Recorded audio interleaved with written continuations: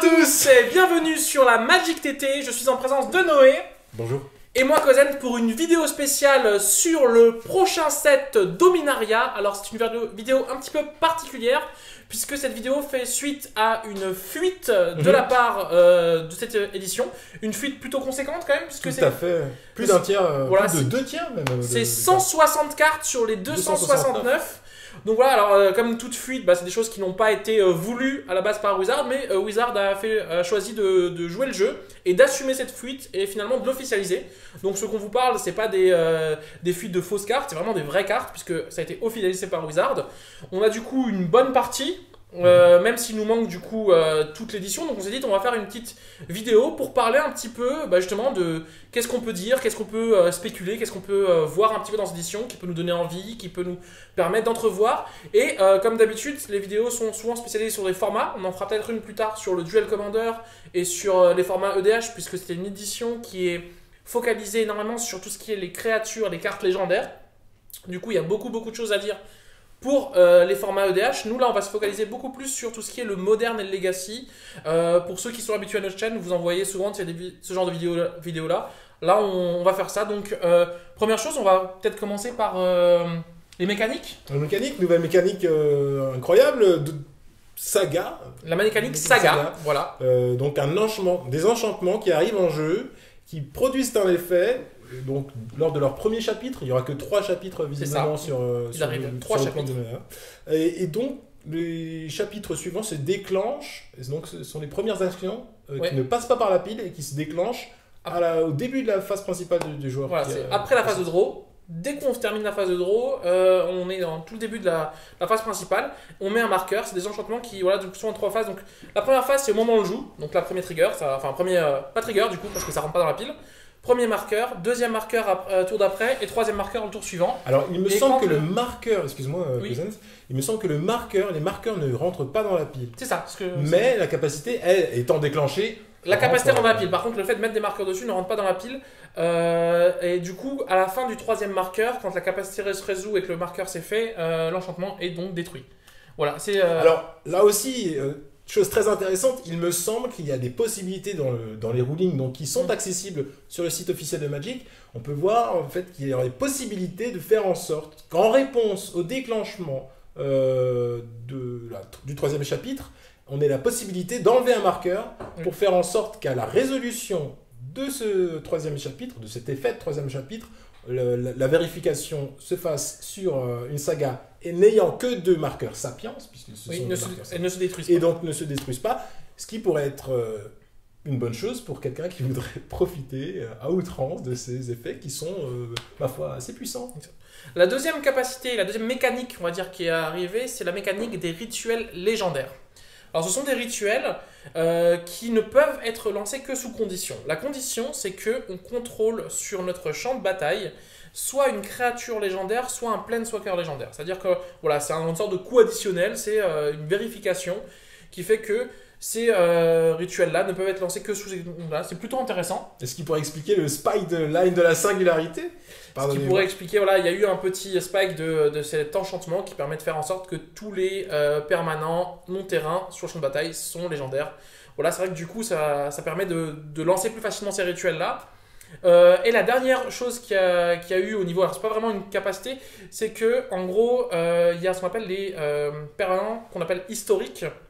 Et dans cela sont rentrés justement les artefacts. Alors, les artefacts, tous les artefacts donc, sont considérés comme étant historiques. Les sagas et les planeswalkers, je crois, c'est ça? Alors, il me semble que ce sont les légendaires. Les légendaires planeswalkers, voilà, c'est ça. Donc, tous les légendaires. Aussi, puisque les planeswalkers sont légendaires. Bon de signaler, effectivement, les planeswalkers sont devenus légendaires depuis Ixalan. Voilà. Et une nouvelle particularité pour eux, ils ne sont ciblés, enfin les textes. Voilà, alors voilà, on vous en avait parlé sur une ancienne vidéo. Vous avez dit qu'il allait sûrement avoir un changement sur le fait de la redirection des blessures sur le Planeswalker. Donc ça y est, c'est acté. Maintenant, on ne redirige plus les blessures, mais on a le droit. Il y a eu un errata sur plus de 700 cartes, je crois, sur lequel en fait finalement on va pouvoir directement avec par exemple notre foudre directement cibler le Planeswalker et plus dire je cible le joueur. Et je redirige, ça va changer quoi? Alors ça va changer, ça va être une simplification un peu de la conception pour les joueurs. Et aussi, une chose, ça va affaiblir une carte qui était la leyline blanche. Puisque du coup, avant, la leyline blanche permettait de protéger les Planeswalkers des dégâts directs. Maintenant plus, puisque du coup on peut directement cibler le Planeswalker. Voilà. Ça c'est un peu pour les nouvelles mécaniques, pour les nouvelles choses qu'a apporté l'édition. Maintenant, sans plus attendre, on va se lancer dans le vif du sujet. Quelles sont les cartes qu'on a remarqué qui allaient pouvoir rentrer dans le moderne? Et comme d'habitude, on a toujours une petite section qui est les fausses bonnes idées. Voilà.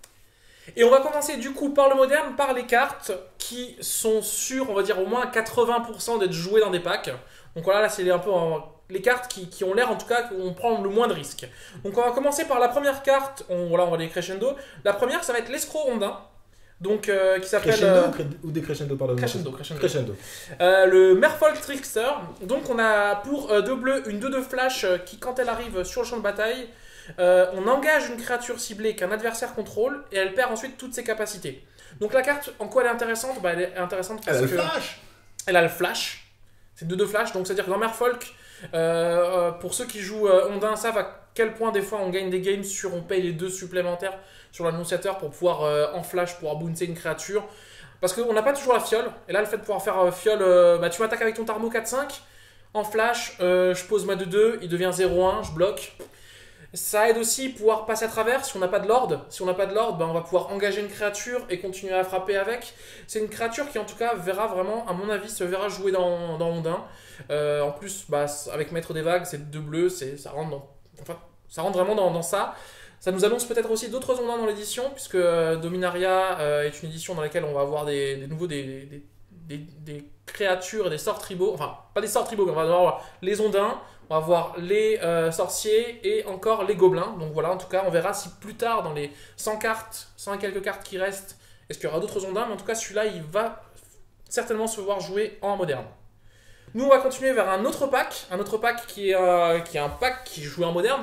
Alors, c'est pas un tier 1, mais c'est un pack qui a l'avantage de nous coûter 30 €, 40 €. Mono Green Stompy.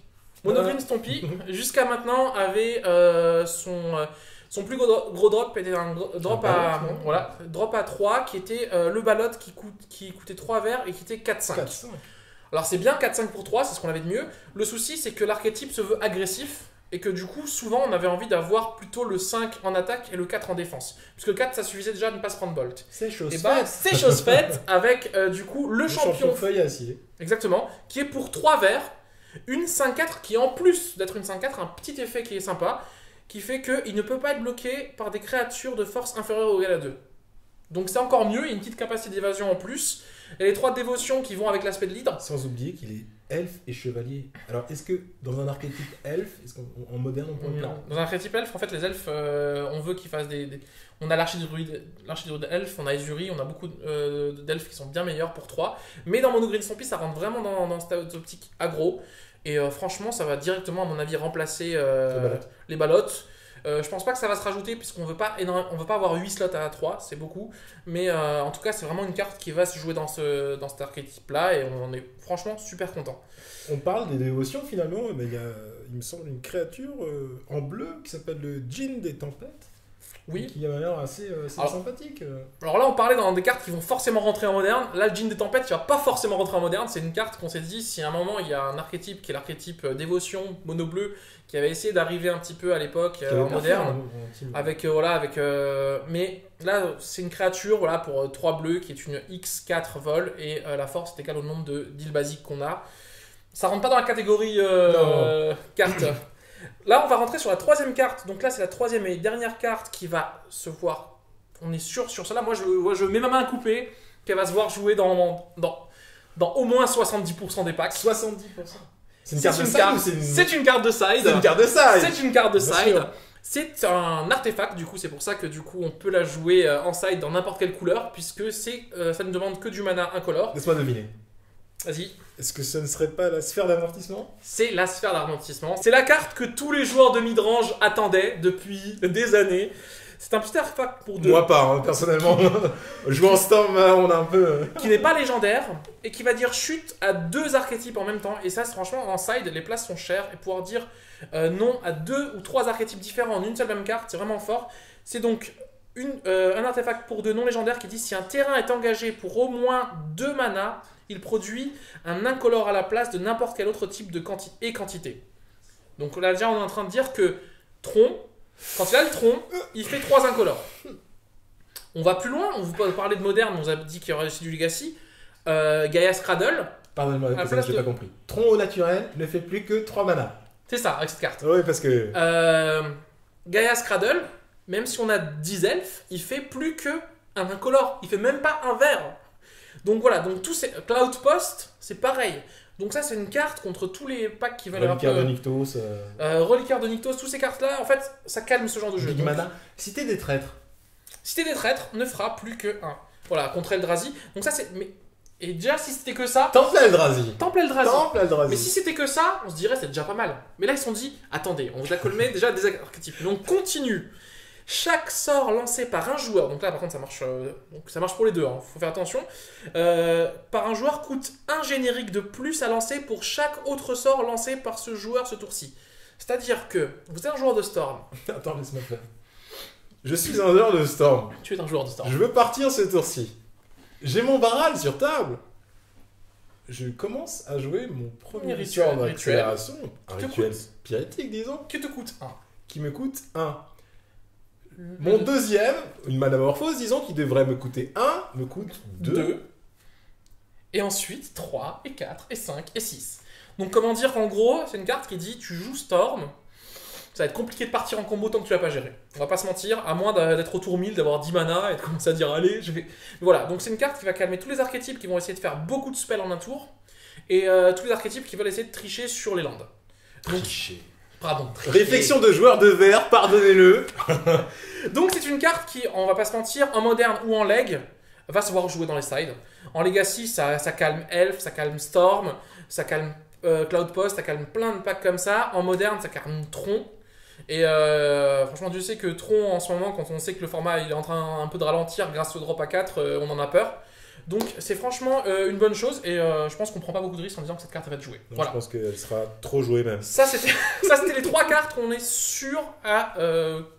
quasiment sûr qu'elles vont être jouées. Maintenant, on va passer sur des cartes un peu plus rapidement, par contre, qui vont être jouées si un archétype se crée autour. Alors, on vous parlait avant de, justement, des créatures tribales, et on a eu la chance d'avoir 2 rééditions de gobelins, dont une qui était déjà autorisée en moderne, mais une qui n'était pas autorisée en moderne, qui n'était pas jouable, qui est le chef de guerre gobelin. Donc, le chef de guerre gobelin, c'est un gobelin en plus, qui fait que les autres gobelins ont tous la célérité, et que les sorts de gobelins nous coûtent un générique de moins. Donc voilà, il y a le gobelin, le chef de guerre gobelin, qui nous permet peut-être de dire que depuis le temps que les joueurs de gobelins aimeraient pouvoir avoir gobelins qui soient jouables en moderne, et ben ça nous dit... Tu veux dire compétitif ? Compétitif, bien sûr, excusez-moi. Compétitif, on peut toujours jouer gobelins en moderne. Mais là, pour l'instant, on a une première carte. On se dit, est-ce que c'est possible que du coup, dans les 100 cartes qui nous restent, est-ce qu'on pourrait avoir un gobelin laquais ? Est-ce qu'on pourrait avoir un autre gobelin qui permettrait de rendre l'archétype jouable en moderne ? On n'en sait pas, mais en tout cas, au moins, cette carte fait partie des cartes qui pourraient continuer la lancée de Wizard depuis Pile Driver qu'ils avaient lancé, depuis plusieurs petits gobelins comme ça qui nous permettent de dire que peut-être un jour on pourra jouer gobelin en moderne. Voilà. Tu parlais de tribus. De tribus. J'ai envie de parler des sorciers finalement. Exactement. Qu'on peut pressentir finalement, qu'on voit poindre avec déjà un coureur des laves Gituk. Oui, le couleur de lave qui va au moins rentrer dans ce qu'on appelle les agros. Alors est-ce que ça peut rentrer dans Burn ou pas, on ne sait pas, mais on a quand même une 1-2 qui, pour 1, donc ça nous fait penser un peu à Vigilance, mais qui n'a pas la célérité. Sauf que si on a 2 éphémères ou rituels dans le cimetière, il a +1/+0 et célérité. Donc c'est-à-dire qu'en gros, au pire pour 1, on a une 1-2 tour 1, et à partir du tour 2 ou 3, c'est une 2-2 célérité, généralement dans Burn. Alors est-ce que ça va remplacer Guide Gobelin ? J'en suis pas sûr. Mais en tout cas, ça peut être intéressant.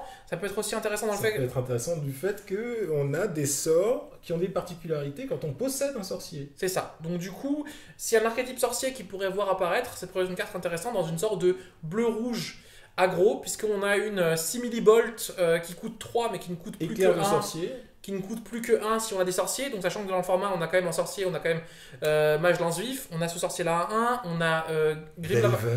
On a Delver qui est un sorcier, on a Grieve Lavamancer qui est un sorcier aussi. Du coup, est-ce qu'on pourrait avoir pas un UR Blitz comme ça qui pourrait apparaître ? On n'en sait rien. Et un sort bleu qui s'appelle la riposte de sorcier, mais tu en as parlé ? Et un sort bleu qui fait, si on possède un sorcier, c'est contre-sort. Sinon, c'est dissoudre. Voilà. Donc, alors c'est super situationnel, donc on vous en parle vraiment avec des pincettes, mais pour dire que les sorciers sont de la partie, ils seront sûrement joués en standard, en moderne, on ne sait pas si ça peut, mais en tout cas, quand on voit des sorciers comme Snapcaster et comme ça nous donne envie de croire à un archétype sorcier un jour, à voir ce que ça donne. Voilà, c'est sachant qu'il y a aussi un petit sorcier qui est 2/2 vol célérité, et qui, à chaque fois qu'on joue un sort d'éphémère ou de rituel, donne +1/+1 à tous les sorciers qu'on contrôle, donc c'est une sorte de simili-lord. Voilà. Ensuite, on va maintenant... Je parlais d'Adélise. Adélise, exactement, pour les gens qui ne connaissent pas la carte. En parlant de cartes plus situationnelles, il y a une carte qui va peut-être rentrer dans des sides, qui sera là, l'éveil sylvestre. Donc l'éveil sylvestre, c'est une carte qui pourrait servir dans des packs comme Bloomless Titan ou RG Valakut, puisqu'elle nous permet d'avoir un kill secondaire, puisqu'elle transforme tous nos terrains en 2/2 indestructible célérité. Donc voilà, c'est bête à dire, mais des fois on a 15 terrains sur le board, il y a une line blanche en face, Valakut, les dégâts passent plus, il nous a extract tout titan. Et là tu fais bon, 15 terrains, pour 3, je fais ça, je t'attaque avec 12/2 célérité indestructible. Généralement c'est game. On va voir si ça va être joué, je sais pas, mais on en parle parce que c'est une carte qui est intéressante à citer. Voilà. Moi, excuse-moi, avec la portée tout de même. Avec la portée, c'est important. Bon, ça reste un rituel, mais... Voilà. Moi, avant de passer aux fausses bonnes idées, j'ai encore 2 cartes sur lesquelles j'aimerais vous parler. La première, c'est Karn, Sion d'Urza. Une carte très très attendue. On ne pouvait pas passer cette émission sans vous parler de Karn. Mais qui, au final, en fait, a pas mal déçu les joueurs de Tron. Puisqu'au final... Tron, je veux dire 5 mana, 6 mana ou 7 mana, c'est à peu près le même problème. Hein, oui, alors moi, ce que je trouve assez intéressant, c'est je ne l'avais pas pensé avant de t'entendre dire, mais vu cette carte de hate qu'on a contre Tron, est-ce qu'on n'a pas donné le meilleur card possible finalement ? Alors le problème qu'il a ce card, c'est que son +1 laisse le choix de l'adversaire, et que même si le tour d'après, si Karn survit, on peut récupérer la carte que l'adversaire nous a exilée, c'est quand même un Karn qui coûte 5, 4 qui coûte 4, pardon. Coûte 4. Oui, tout à fait. Dans un format où pour 4 on a Bloodborne Elf, dans un format où pour 4 on a Jace the Mind Sculptor qui ont été autorisés. Alors pour 4, on pourrait penser que sa capacité de -2 pourrait être intéressante dans Tesserator, mais dans Tesserator il y a Tezzeret pour 4 qui fait pareil voire mieux.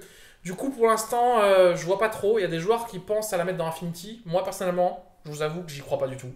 Pour moi 4 dans Affinity j'ai l'impression que c'est le bout du monde. Donc on va peut-être me prouver que j'ai tort, mais pareil pour moi c'est une carte... J'en parle pas dans les fausses bonnes idées parce que j'ai pas envie de me faire huer par les commentaires en dessous, mais franchement, je pense que je la placerais bien dans les fausses bonnes idées, quoi. Moi j'ai confiance. Alors, peut-être pas en moderne comme tu l'as dit, parce que le format est effectivement rapide, mais il est en pleine mutation, et si on voit l'arrivée d'un archétype bleu-rouge sorcier, on peut peut-être le voir. Dernière carte dont on va parler avant les fausses bonnes idées, c'est une carte plutôt pour le leg cette fois-ci, c'est Squee l'Immortel. Donc Squee l'Immortel pourrait rentrer dans quel archétype? Pourrait rentrer dans l'archétype Food Chain. Food Chain puisqu'il est castable de l'exil et du cimetière. Alors en quoi c'est intéressant alors qu'il est double coloré en rouge et qu'il y a les griffons en bleu? En fait, il est juste intéressant par rapport à une chose, c'est que les griffons sont obligatoirement castables depuis l'exil. Et souvent, quand on se fait tuer un griffon ou quand on se le fait contrer, quand il est au cimetière, si on n'a pas un Deathrite Shaman pour l'exiler, on ne peut pas le recaster. La force de Squee, c'est qu'on peut le recaster depuis le cimetière aussi. Donc c'est-à-dire qu'on n'a pas besoin d'avoir un setup pour pouvoir l'exiler. Donc à voir, est-ce qu'on va avoir des Témurs Food Chain qui vont arriver après le ban ou non de Deathrite Shaman. Ça c'est encore un autre débat. Mais voilà, ça c'était la dernière carte dont je voulais parler. Maintenant on rentre dans la section les fausses bonnes idées. Les fausses bonnes idées.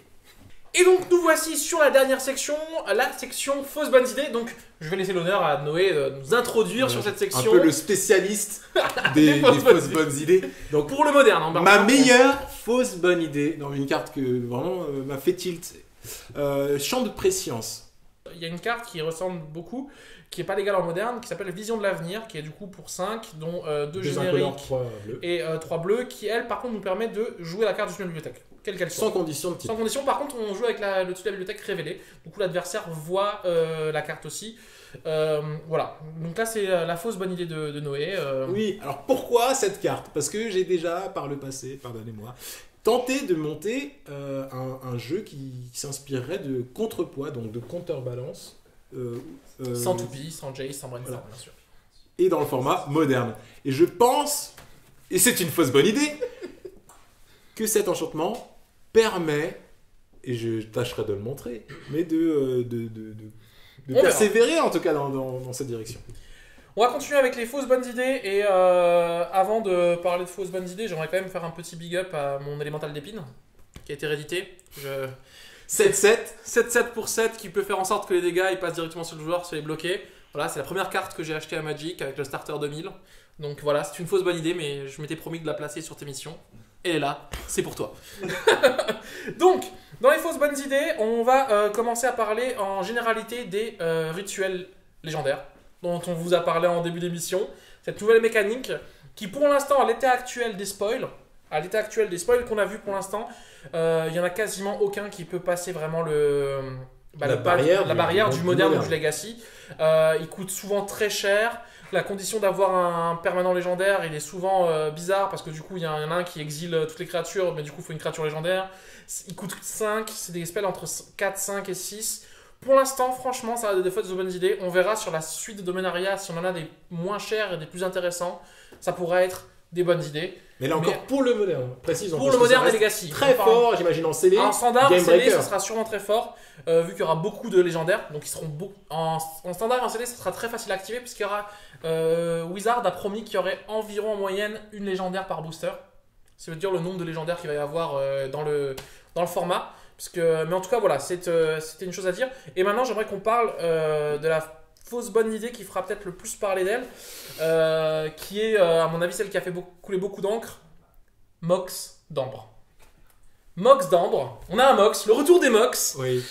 Pour 0, un artefact qui nous permet d'avoir du mana de la couleur d'un permanent d'une créature légendaire ou planeswalker légendaire. Contrôle. Pas permanent. Ça aurait été permanent légendaire, ça aurait été super fort. Le problème, c'est qu'on a besoin d'avoir une créature légendaire ou un planeswalker légendaire. Donc les gens, ils sont déjà en mode ouais. Alors il faut savoir tout de même que notre ami ici présent a fait l'acquisition d'un playset de Dernier Espoir de Girapour sans se rendre compte que finalement cette créature artefact était un color. Un color, ouais. Et donc le manque d'ambre ne donnera pas de mana incolore, puisque l'incolore n'est pas une couleur. Ouais, ça, exactement. Du coup, il y a des gens qui sont en train d'essayer de monter un pack avec 4 Kitéon, 4 Rizamaru, 4... Ménorine.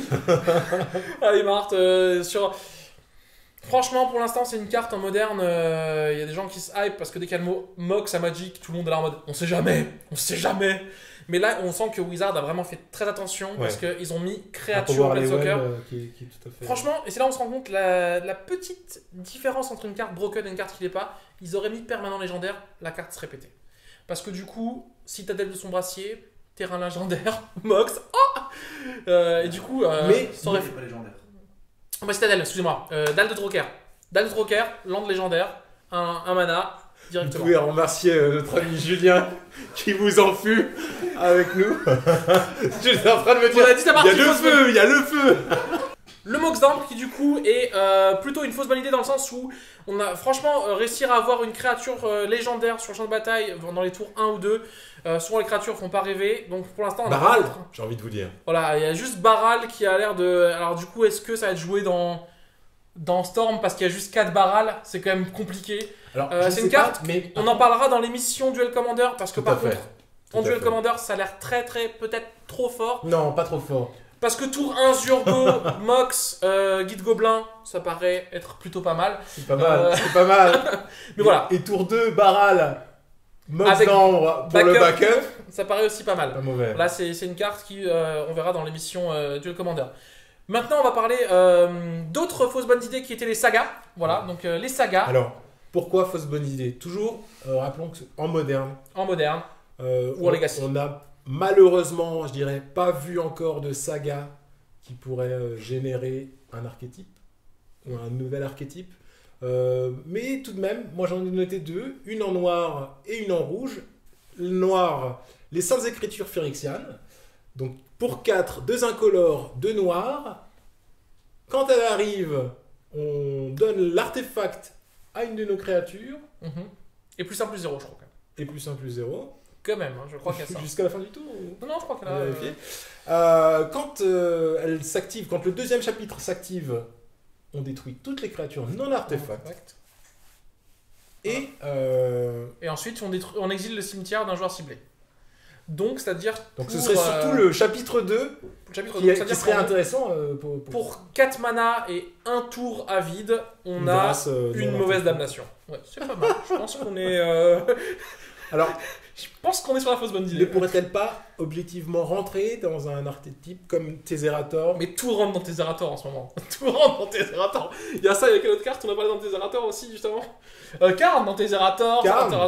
Tesserator va devenir le tier 1, je vous en rends pas compte. Non mais voilà, dans les fausses bonnes idées, on a fait à peu près le tour. Après... Et, pardonne-moi, mais la saga rouge, qui s'appelle... Il faut en parler de cette saga. Alors pour 2, quand on arrive sur le champ de bataille, alors, on défausse sa main. Ouais. Pour 2 mana, on a défaussé sa main. Je vais trouver le nom s'il vous plaît, pardonnez-moi. La flamme de Keld.